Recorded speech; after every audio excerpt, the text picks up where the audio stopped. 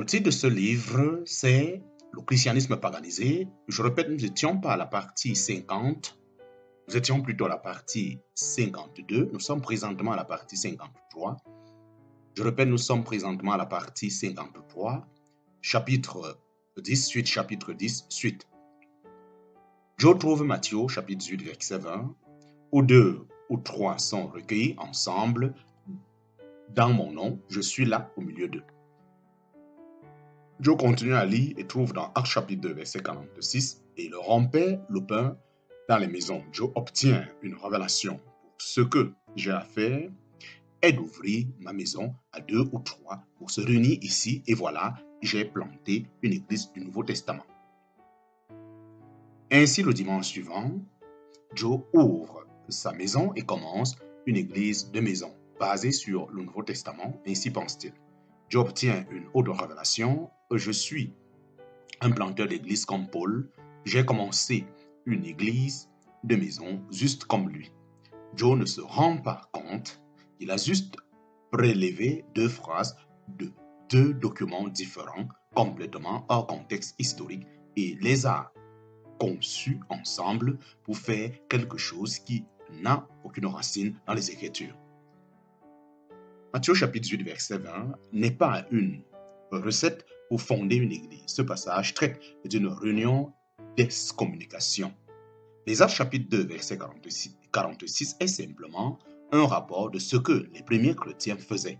Oui, les premiers chrétiens se sont réunis dans les maisons et on recommande fortement que nous nous réunissions dans les maisons aujourd'hui. Mais l'ouverture, la maison et l'invitation au peuple pour se réunir là ne fait pas une église, ni fait-il du propriétaire de la maison un plateau d'église. Les églises qui ont été plantées au 1er siècle ont été plantées avec du sang et de la sueur.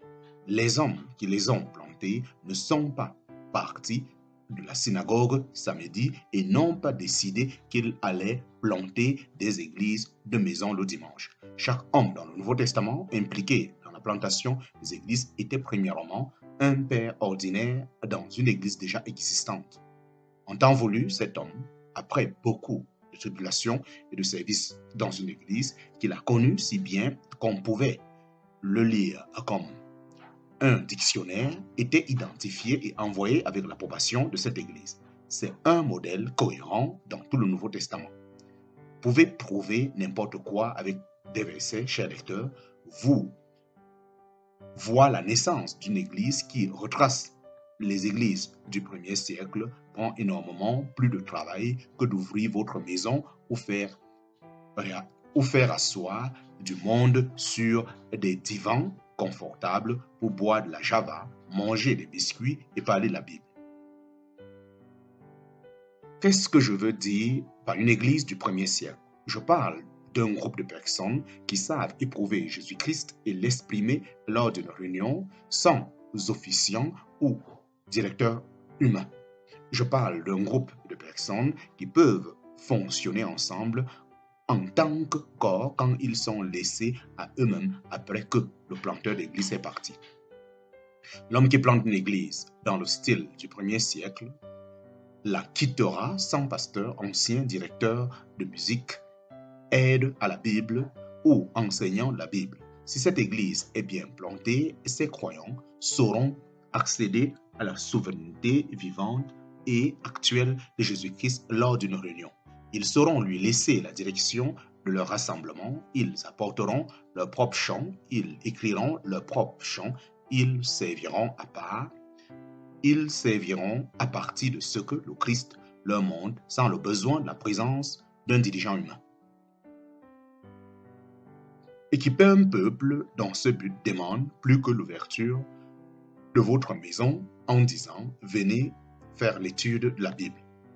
Revenons à notre histoire. Joe Osteen a maintenant une église du Nouveau Testament. Comme dans tous les petits groupes comme celui de Joe, la question, la conduite est prélevée. Que fait Joe? Il glane la Bible à la recherche de versets sur la direction.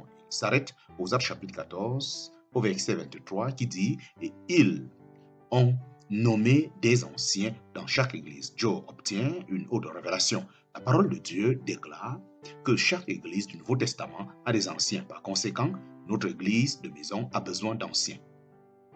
Joe fait à cette découverte seulement 2 semaines après l'ouverture de sa maison. Chaque église du Nouveau avait des anciens, dit Joe. Ainsi, il prélève le verset hors de son contexte et Joe nomme des anciens. En parenthèse, Joe s'avère justement être l'un de ces anciens d'ailleurs. Quel est le contexte historique des Actes chapitre 14?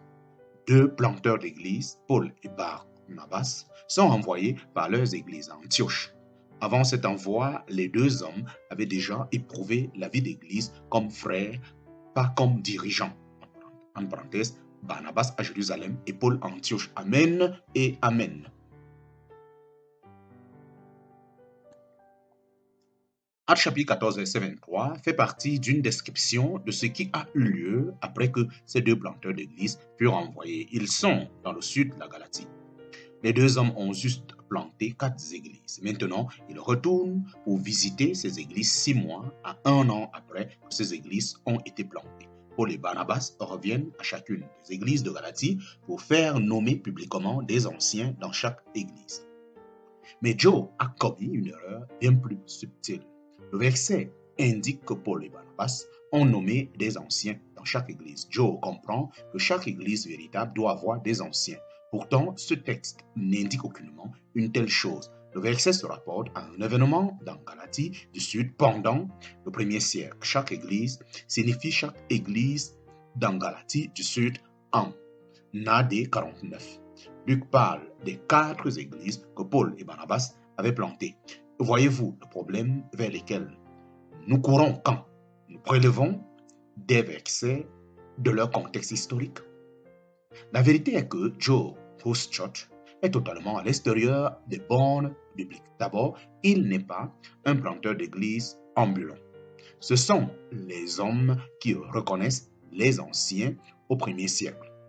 Ce sont les hommes qui reconnaissaient les anciens au 1er siècle. En second lieu, l'Église est trop jeune pour avoir des anciens.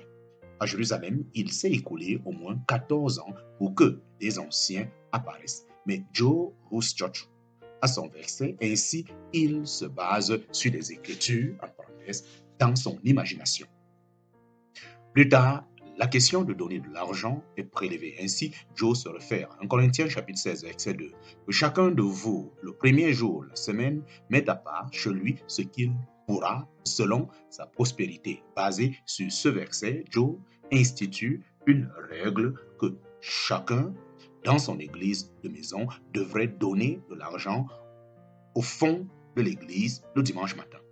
Encore, Joe a pris un passage hors contexte et a établi une pratique basée sur celui-ci.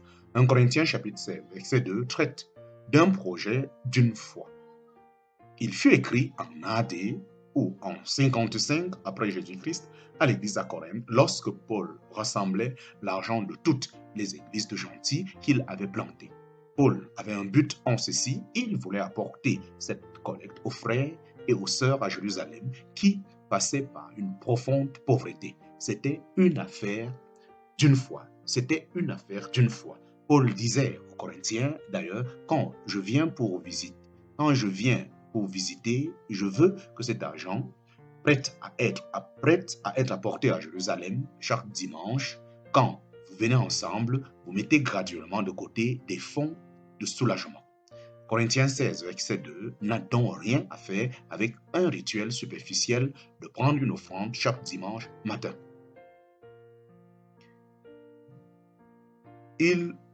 En plus, l'église de la maison de Joe commence à discuter la question de la mission de l'église. Naturellement, Joe sort sa glaneuse et recherche les versets qui apporteront une réponse. Il s'arrête à Matthieu chapitre 28, verset 19. Allez donc vers toutes les nations, les enseignants. Il les renvoie à Marc chapitre 16, verset 15 qui dit « Allez par le monde et prêchez l'évangile ». Il continue aux Actes chapitre 5, verset 42 qui dit « Et ils ne cessèrent de prêcher et d'enseigner Jésus-Christ ». Joe se dit « Notre mission est de prêcher l'évangile. C'est pourquoi nous existons. Pourquoi, si Dieu ne voulait pas que nous prêchassent l'évangile, il nous aurait fait mourir après que nous ayons obtenu le salut. Ainsi, la seule raison pour laquelle nous respirons et pour laquelle nous avons des églises de maison est pour prêcher l'évangile. C'est ce que le Nouveau Testament indique. Je l'ai lu. À nouveau, M.